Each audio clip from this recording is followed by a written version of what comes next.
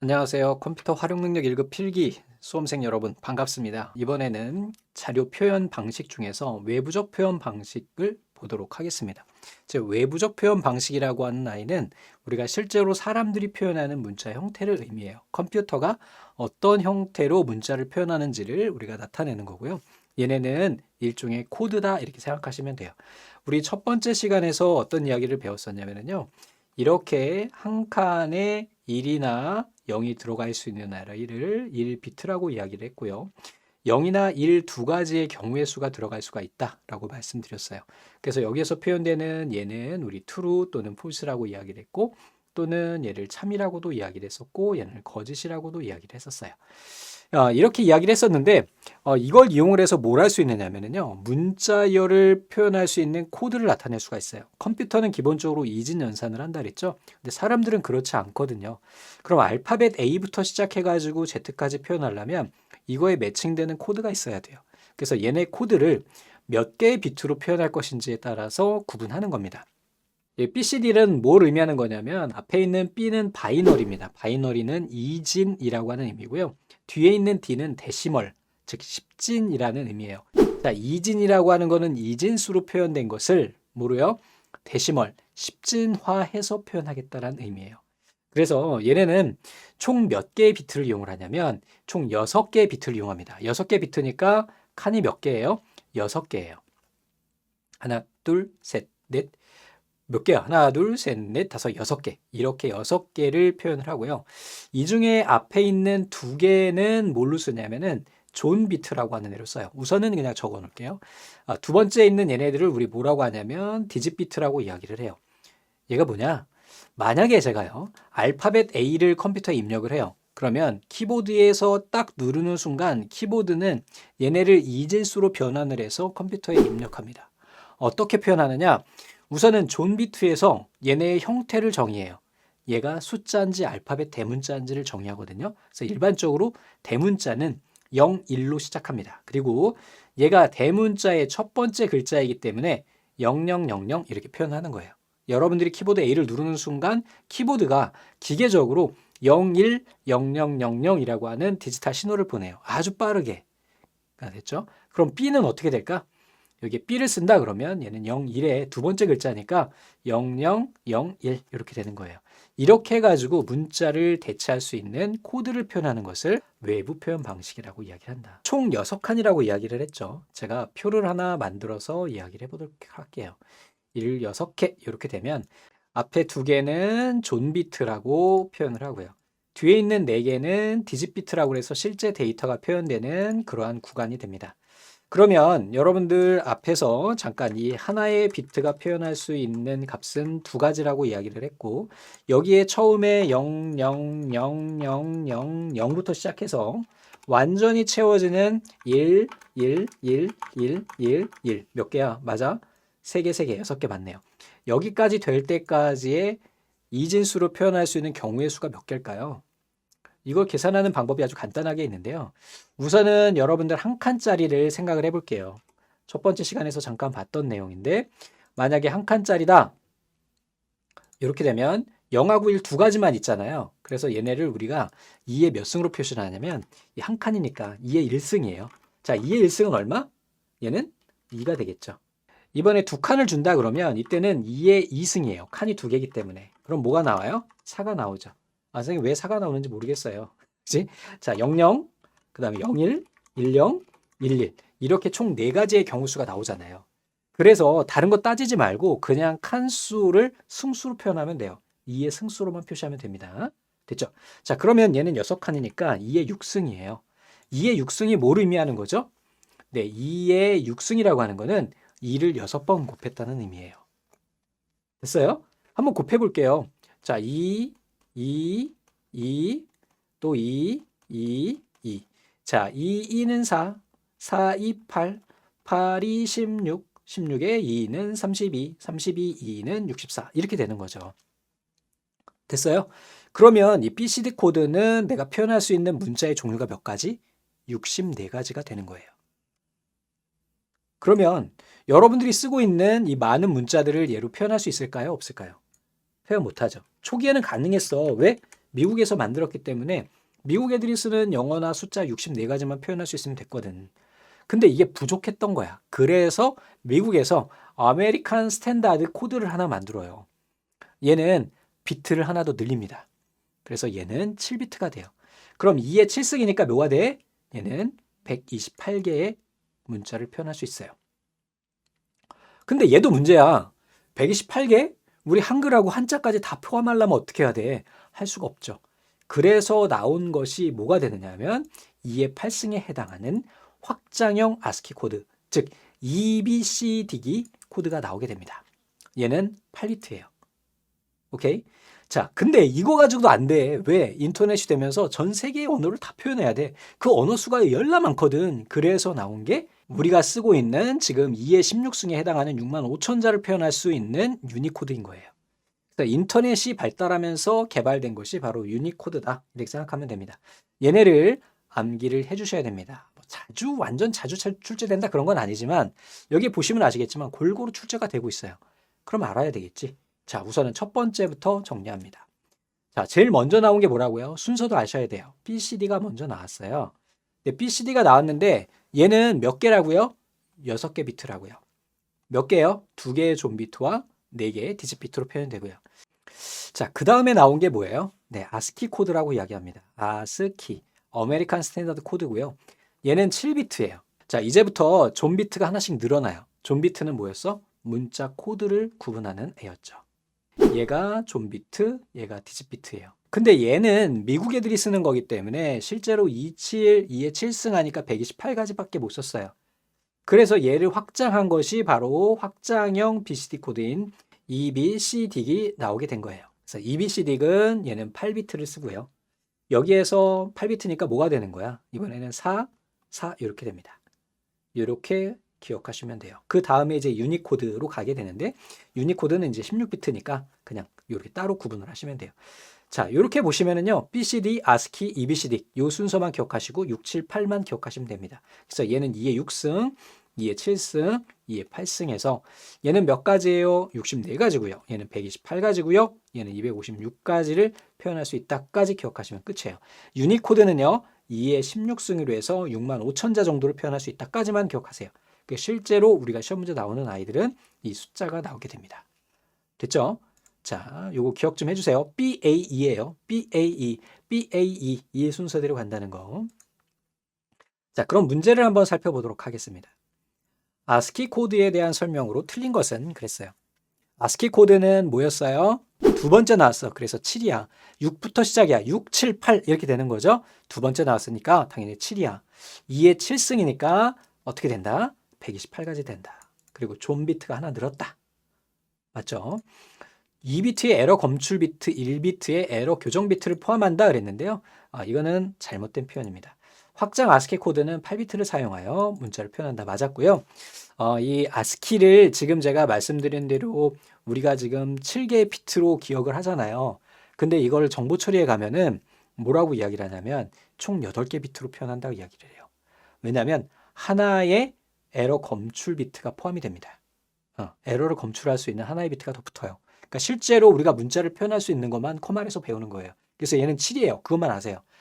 됐죠? 좀 더 확장한다. 선생님, 저 좀 더 알고 싶어요. 하면 아스키는 실제로는 8비트입니다. 마지막에 뭐가 붙어서?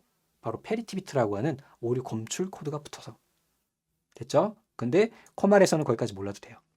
다음 중 컴퓨터에서 사용하는 유니코드에 대한 설명으로 옳지 않은 것은 그랬어요.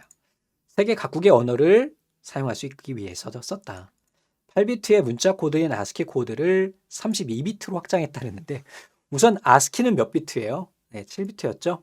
그리고 유니코드 몇 개였어요? 16비트였죠. 그 6만 5천 개 표현하는 거예요.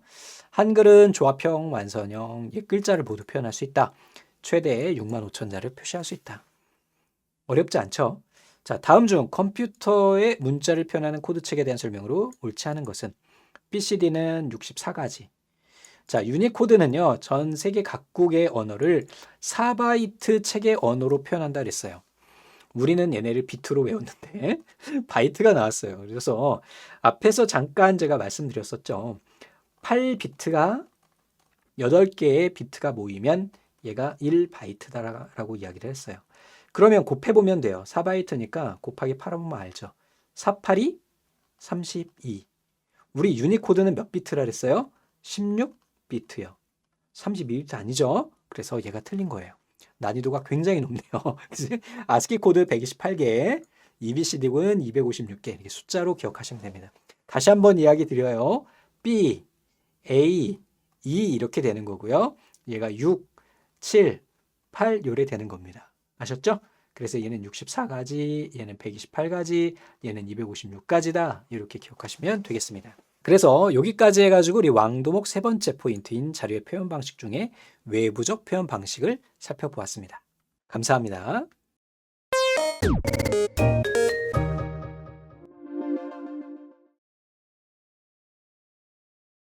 안녕하세요. 커마를 준비하시는 수험생 여러분 반갑습니다. 자, 이번에는 바로 레지스터예요.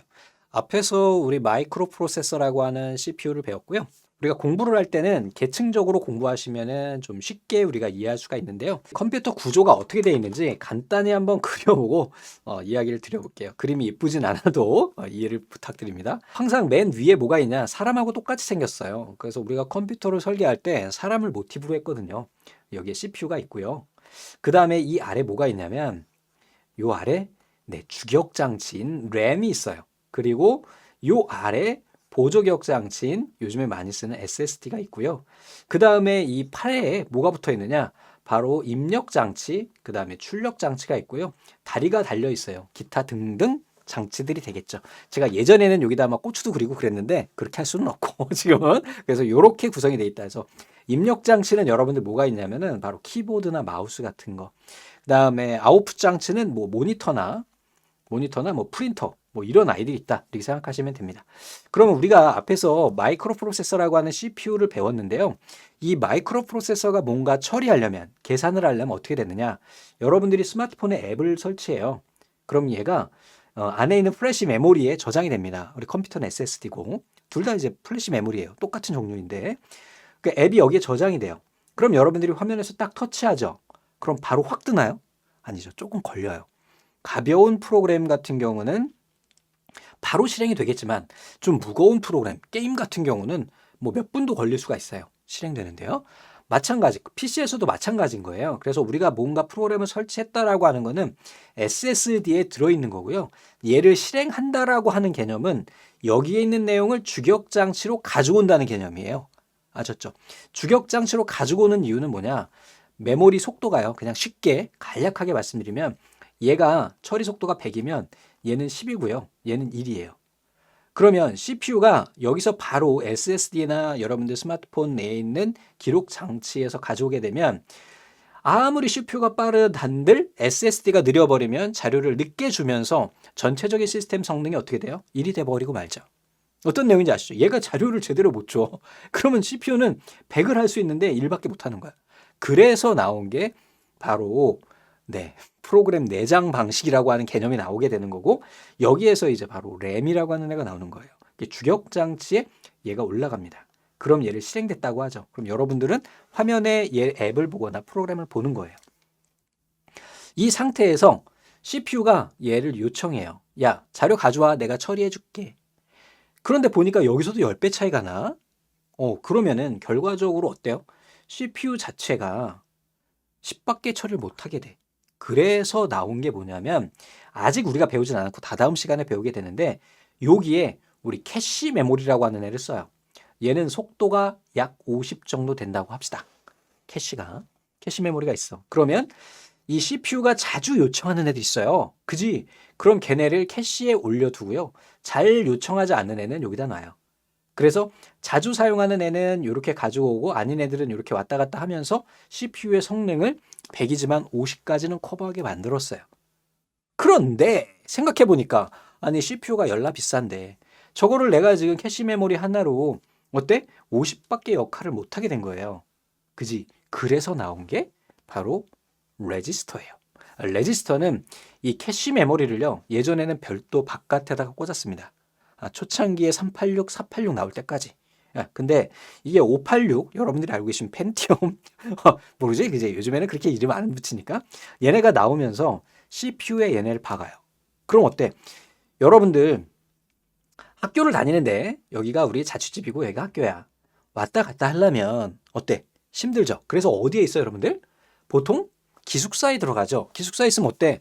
좀 늦게 일어나도 돼. 빨리 갈 수 있으니까 뛰어서 가면 되니까. 자전거 타고 가면 되니까. 그거 똑같은 거야. 그래서 CPU 안에다가 얘를 박아요. 여기다 박아. 용량이 근데 한 가지 차이는 있어. 용량이 얘는 1000이라고 하면 얘는 100이고요. 얘는 10이에요. 용량이 점점점 작아져. 왜?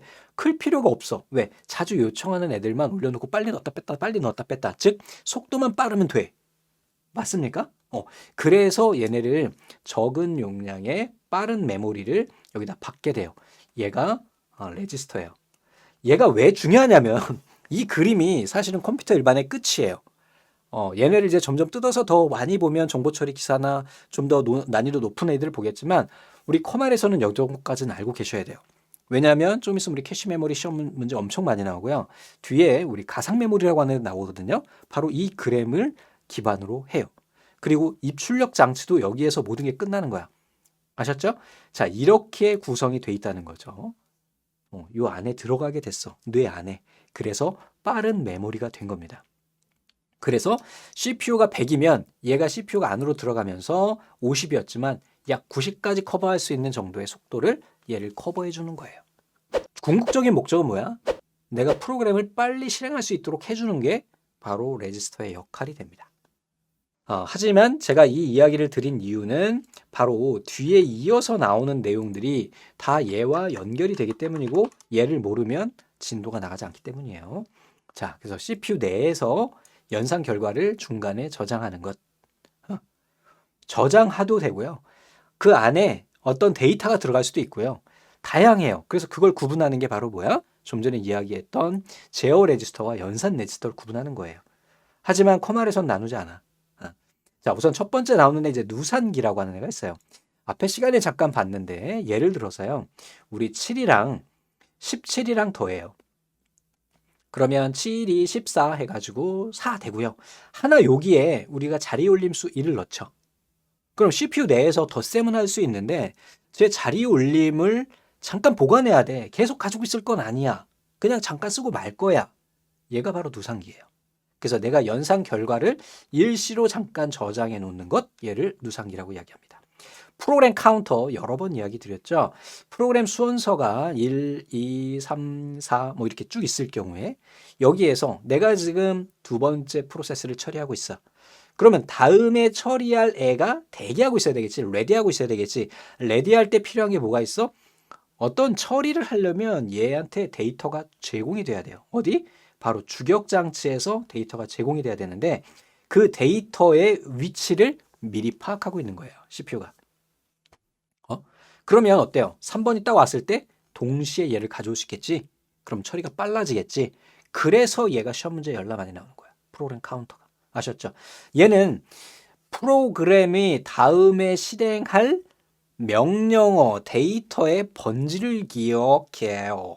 아셨어요? 번지입니다, 번지. 데이터가 아니야. 오케이? 자, 다음에 이번에는 이제 명령 레지스터인데 얘는 명령어를 가지고 있어요. 명령. 그 더하기 빼기 나누기 곱하기. 메모리 주소 레지스터는 이 프로그램 계수기에 얘를 주는 거거든요. 어디에 있던 애를? 메모리 주소 레지스터에 있던 애를. 뭐? 메모리 주소 레지스터는 결국은 뭐야? 내가 가지고 오려고 하는 데이터의 주소가 들어있는 부분이에요. 아셨죠? 메모리 버퍼 레지스터는 얘네 자료를 교환을 할 때 일시적으로 저장을 해야 되는 경우가 있어. 그때 쓰는 거예요. 상태 레지스터는 현재 상태를 보는 거예요. 명령 해독기는 명령어 해독할 때 써요. 부호기는 해독된 명령어를 여기서 해독된 것을 실제 제어 신호를 보내줄 때 쓰는 게 인코더예요. 인코더는 뭐야? 어떤 의미가 가지고 있어요? 어떤 신호를 어떤 신호로 바꿔준다는 역할을 하죠. 그래서 실제로 해독된 명령어를 실제 제어 장치에 보내주는 역할을 하는 애가 부호기다. 그냥 간단히 이렇게 보시고요. 우리가 중요한 거는 실제 문제예요. 그래서 문제를 보면 여러분들이 확 와닿을 거예요. 문제 수가 꽤 많아. 그 이유는 뭐야? 네, 시험 문제 많이 출제됩니다. 별이 4개야. 자, 다음 중 CPU 제어 장치를 구성하는 레지스터, 제어 레지스터에 해당하는 거예요. 옳지 않은 것은 그랬어요. 자, 프로그램 카운터, 프로그램에 실행된 명령어의 개수를 계산하는 게 아니라 다음 실행할 명령어의 주소를 가지고 있다고요. 됐어요? 밑에 있는 보기들은 우리가 좀 전에 봤던 내용들이고요. 내려갑니다. 다음 중 CPU의 프로그램 명령어를 수행하는 중에 산술 논리 현상 결과를 일시적으로 저장하는 거 뭐라 그랬어요? 누산기요, 누산기. 쌓아놓다라고 하는 의미가 있어요. accumulate. accumulate. 그래서 AC예요. 자, 다음에 부호기가 하는 역할로 옳은 것은 그랬어요. 명령어 레지스터에 명령을 해독한다. 얘는 해독기가 하는 거잖아. 그지? 부호기는 해독된 이 해독기가 한 데이터를 실제 각 장치로 보낼 제어 신호를 만들어내는 거예요. 신호를 만들어내는 거. 됐죠? 레지스터에 대한 설명 중 옳지 않은 것은 CPU 내부에 처리할 명령어나 연산 결과값을 일시적으로 저장하는 거고 레지스터의 크기는 컴퓨터가 한 번에 처리할 수 있는 데이터 크기를 나타낸다 그랬어요. 펌웨어를 저장하는 비휘발성 메모리로 액세스 속도가 가장 빠른 장치다. 액세스 속도가 가장 빠른 건 맞는데 이 펌웨어 비휘발성 요거는 우리 다음 시간에 바로 나오거든요. 그래서 다음 시간에 보도록 하고요. 말도 안 되는 소리예요. 펌웨어는 뭐냐? 얘는 펌이 뭐예요? 여러분들 파마하지? 응? 미용실 가시잖아요. 요즘엔 남성분들도 많이 펌 하시던데 그 펌이야. 고정하다라고 하는 의미야. 고정된 소프트웨어. 하드웨어에 박힌 거. 여러분들이 쓰고 계시는 뭐 스마트폰의 안드로이드 iOS가 펌웨어예요. 그래서 야 이번에 나 iOS 펌웨어 업데이트 할 거야. 안드로이드 이번에 새로운 버전이 나와서 업데이트 할 거야 라고 이야기를 하죠. 이게 펌웨어예요. 또 요즘에는 앞에서 잠깐 이야기 드렸는데 뭐 냉장고, 밥솥 여기에도 기계에 박혀 있죠. 프로그램이. 이걸 우리 펌웨어라고 이야기를 합니다. 그럼 펌웨어가 아닌 건 뭐야? 여러분들이 설치하시는 앱. 그지? 플레이스토어나 앱스토어에서 설치하는 것들은 펌웨어가 아니야. 왜? 바로 지웠다 썼다 할 수가 있거든. 근데 펌웨어는 특정 장치를 가지고 얘를 플래싱을 해야 돼요. 그리고 비휘발성이라고 하는 거는 휘발유는 여러분들 아시나요? 휘발유 이렇게 몇 방울 떨어뜨려 놓으면 걔가 그대로 다음 날도 있나요? 아니면은 몇 초 만에 사라지나요? 며칠 만에 공기 중으로 휘발되죠? 그래서 휘발유잖아. 날아간다고. 에? 그래서 전원을 딱 껐을 때 안에 있는 메모리 내용이 지워지는 것을 우리 휘발성이라고 이야기하고요. 비휘발성이라고 하는 건 전기를 꺼도 없어지지 않는 거예요. 그래서 여러분들 스마트폰 배터리 방전돼도 안드로이드가 지워지나요? iOS가 지워지나요? 아니. 냉장고 전원 꺼졌다가 켜졌다고 그때마다 또 프로그램 설치해가지고 넣어줘야 아니잖아. 됐죠? 요거에서 펌웨어하고 비휘발성 메모리에 대한 것은 우리 다음 시간에 배우게 될 거고요. 요거 두 가지만 알면 되고 나머지는 우리 앞에서 본 거니까 그렇게 정리해 주시면 되겠습니다. 자, 고생하셨습니다. 감사합니다.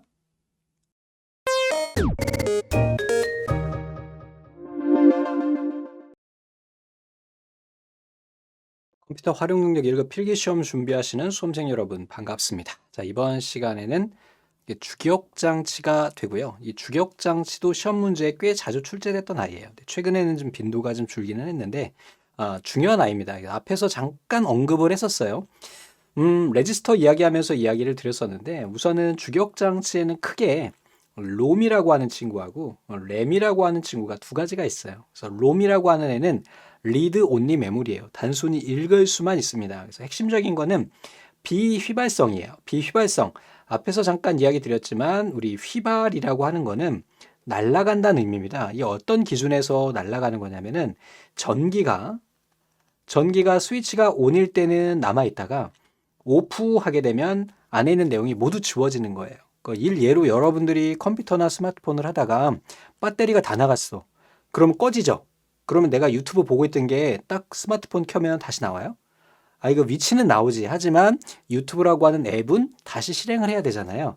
또는 내가 집에서 한참 레포트를 막 하고 있다가 전원이 갑자기 펑 나갔어요. 다시 켜니까 어때요? 레포트 문서 다 날아가죠. 그래서 저장을 아주 수시로 자주 해야 돼. 이게 바로 휘발이에요. 그래서 얘는 전기가 꺼졌을 때 안에 있는 내용이 지워지느냐 안 지워지느냐에 따라서 비휘발성이다, 휘발성이다 이렇게 구분을 합니다. 롬은 비휘발성이에요. 요즘에 우리가 많이 쓰고 있는 여기에는 소개가 안 돼 있고 뒤쪽에 이제 소개가 되어 있는데 이 플래시 메모리라고 하는 애가 있거든요. 얘의 할아버지 뻘이 된다. 이렇게 보시면 됩니다. 그래서 롬에는 또 종류가 쭉 나와요.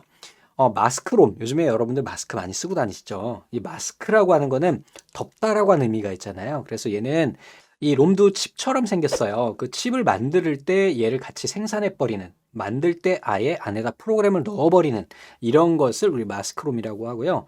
P롬은 P는 프로그래머블이에요. 얘는 빈 공 CD라고 요즘에는 공 CD 많이 안 쓰시니까 잘 모르실 수 있는데 공 CD라고 예전에 많았어요. 공 DVD. 거기에다가 우리가 프로그램을 한 번 기록을 할 수가 있어요. 근데 두 번은 기록을 못 하죠. 이게 바로 P롬이에요. 그래서 롬을 만들 때 빈 롬으로 만들고요. 이 롬 라이터라고 하는 기계가 있어요. 거기에다가 이 칩을 꽂고 프로그래밍을 해서 한 번 올리면 그걸로 끝인 거야.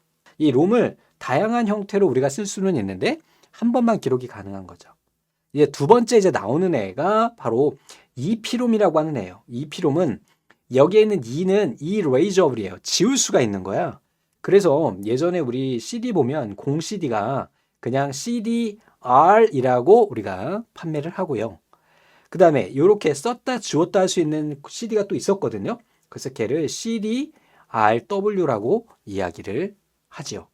요즘에는 안 씁니다. 그치? 그래서 이 UV EP롬이라고 하는 애와 EEP롬이라는 애가 나오는데 UV EP롬이라고 하는 애는 이 앞에 UV가 자외선이에요. 울트라 바이올렛.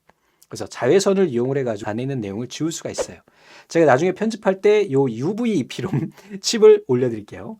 자, 그리고 EEP롬이라고 하는 게 가장 우리가 지금 쓰고 있는 플래시 메모리와 같은 애인데 전기를 이용해서 안에 있는 내용을 썼다 지웠다 할 수가 있어요. UV-P롬은 자외선, 즉 얘는 스티커가 있거든요. 그 스티커를 딱 띄면 자외선이 싹 들어가면서 안에 있는 내용이 팍 지워져 버려요. 그럼 번거롭잖아. 스티커를 띄는 순간 안에 있는 애가 지워져 버리니까. 그래서 야, 그럼 우리 이제 여기다가 전기적인 신호를 이용을 해가지고 한번 썼다 지웠다를 해보자 한 것이 바로 이 P롬이 됩니다. 아셨죠? 간단하게 이렇게 정리하시면 돼요. 자, 다음에 이번에는 램이라고 하는 애가 나오는데 얘는 랜덤 액세스예요. 랜덤이 뭐야? 순차적인 게 아니라 순서 없이 막 처리하겠다는 의미죠? 얘는 휘발성 메모리예요. 여러분들이 메모리, 주격 장치라고 이야기하는 애가 바로 램입니다. 스마트폰에도 여러분들 요즘에 뭐 적어도 8기가 정도 달려서 나오죠? 그래서 내가 앱을 실행을 하고 있다 배터리가 나가면 그 앱이 꺼져버리는 이러한 상태. 내가 문서 작성하다 컴퓨터가 꺼져버리면 문서가 날아가는 상태. 얘네가 어디에 들어가는 거야? 바로 램에 들어가는 거죠. 주기적으로 재충전이 필요해요. 대신에 재충전이라고 하는 건 뭐냐면은 전기를 계속해서 넣어줘야 되는 거야. 왜? 안 그러면 안에 있는 애가 지워지니까 계속해서 충전을 해줘야 됩니다. 아셨죠? 요게 가장 핵심적인 거예요. 그래서 휘발성이기 때문에 전기가 꺼지는 순간 안에 있는 데이터가 지워지니까 계속해서 얘를 리프레시하면서 전기를 넣어줘야만이 안에 있는 메모리가 유지가 된다라는 거 기억하시면 됩니다. 성능 단위는 나노세컨드예요. 나노세크라고 하는 건 어떤 단위인지 잠깐 한번 요거는 이제 기초적인 내용이라서 한번 보고 가야 되거든요. 한번 써봐 드릴게요. 제일 먼저 우리가 많이 쓰는 게 뭐가 있어요? 센티미터, 뭐 이런 센치초 이런 거 있죠. 센치. 센티는 얼마가 돼요? 네, 10의 마이너스 2승이 되겠죠. 100분의 1. 맞습니까? 100cm가 1m잖아요. 그래서 10의 마이너스 2승을 이야기하고 그 다음에 나오는 애가 바로 이제부터가 이제 단위가 되기 시작합니다. 얘는 밀리가 첫 번째 나오겠죠. 밀리. 그래서 밀리세크 이렇게 쓰고요. 얘는 10의 마이너스 3승이에요. 마이크로는 그리스어로 이렇게 그립니다. 마이크로. 얘는 뭐가 돼? 10의 마이너스 6승이 돼요. 선생님, 3씩 증가하는데요? 맞아요. 이게 국제 표준인데요. 여러분들 돈 이렇게 표시할 때도 세 자리마다 점 찍죠? 컴파스 세 자리마다 찍잖아. 그것 때문에도 그래요. 그래서 명칭 자체가 이게 3씩 증가합니다. 그럼 그 다음번에는 뭐가 있을까? 마이크로 다음에는 나노요. 나노는 10의 마이너스 9승이고요. 그 다음에 나오는 애가 이제 피코예요. 피코. 10의 마이너스 12승. 다음에 fem토. 여기까지만 기억하세요. fem토 10의 마이너스 15승. 우리가 컴퓨터를 한다 그러면 이 정도 단위는 알고 계셔야 합니다. 아셨죠? 제가 여기 위에 지수 위로 올려드리진 않았는데 얘가 승수로 표현이 되는 겁니다.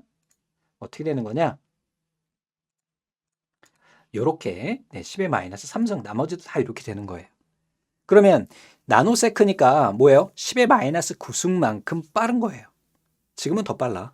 지금은 더 빠르고 이 단위 자체가 이렇기는 한데 그냥 이 정도다 이렇게 생각하시고 여러분들이 기억하셔야 될 거는 얘네예요. 자, 다음에 이번에는요. 램은 또 두 가지로 구분이 됩니다. 자, D램과 S램으로 구성이 되는데 이 D램의 D는 뭐냐면 다이나믹이에요. 다이나믹. 다이나믹. BTS의 노래 다이나믹. SRAM은 스태틱이에요. 차이가 뭐지? 얘는 동적이다라는 의미가 가지고요. 얘는 정적이라고 하는 애로 가지고 있어요. 그래서 이름 자체가 얘는 다이나믹 동적 램, 얘는 정적 램입니다. 앞에서 말씀드렸었죠. 마이크로 프로세서 이야기하면서 정적 램은 플립플롭이나 레치라고 하는 회로가 있어요. 그래서 얘네처럼 1비트를 기억할 수 있는 소자로 만들어져 있다. 대신에 D램 같은 경우에는 콘덴서가 뭔지 모르셔도 상관없어요. 콘덴서로 되어 있다. 자, 재충전 여부는 얘는 계속해서 재충전해 줘야 되지만 얘는 그렇지 않다. 전력 소모가 얘는 적고요. 얘는 많아요. 접근 속도가 얘는 느리고요. 얘는 빨라요. 집적도라고 하는 애, 밀도거든요. 얘는 높지만 얘는 낮아요. 요거 하나 반대가 됩니다. 요거 기억하세요. 집적도가 뭐지? 1cm, 1cm, 1cm에다가 내가 어떤 것을 100개 넣느냐 또는 1cm, 1cm에다가 여기다가 10,000개를 넣느냐 이렇게 봤을 때 즉 집적도가 높은 게 뭐야? 얘죠. 그지? 똑같은 곳에다가 트랜지스터를 1000개 넣는 것과 10,000개 넣는 것의 차이 이렇게 생각하시면 돼요. 자, 가격은 얘는 좀 저렴해요. 그리고 얘는 비쌉니다. 그리고 얘는 주격장치에 쓰고 얘는 캐시 메모리나 우리 레지스터에 사용합니다. 요거 하나만 기억하세요. 그래서 집적도가 얘가 높아요. 이렇게 해서 기억하시고 그 다음에 넘어가서 우리가 문제를 풀어보도록 하겠습니다. 램에 대한 설명으로 옳은 것은 그랬어요. 주로 펌웨어에 저장이 된다 그랬어요. 펌웨어는 우리 롬이었죠. 롬. 앞에서 우리 플래시 메모리까지는 배우진 않았지만 한번 기록한 것이 고정이 되는 형태 바로 펌. 여러분들 미용실 가서 하시는 그 펌이에요. 주기적으로 재충전한다 그랬어요. 얘가 램이죠. D램은 주기적 장치로 사용된다. 전원이 꺼져도 기억된 내용이 사라지지 않는다. 얘는 롬이네요. 컴퓨터의 기본적인 입출력 프로그램, 자기 진단 프로그램 등이 저장되어 있다. 얘 롬이에요. 뒤에서 우리 시모스 바이오스 배우게 되는데 걔입니다. 자, 다음 중 컴퓨터 주격 장치로 사용되는 SRAM과 D램에 관한 설명으로 옳지 않은 것. SRAM은 주로 콘덴서로 돼 있어요? 아니요. 플립플롭 그리고 레치. 얘는 재충전이 필요하지 않아요. 얘가 잘못됐네요. SRAM은 D램보다 전력 소모가 많으나 접근 속도가 빠르다. D램은 SRAM보다 집적도가 높다. 그래서 주격 장치로 사용된다. SRAM은 전원이 공급되는 동안 기록 내용이 유지된다 그랬는데 이것도 잘못된 거죠. 됐죠? 얘는 재충전이 필요하지 않다 그랬어요.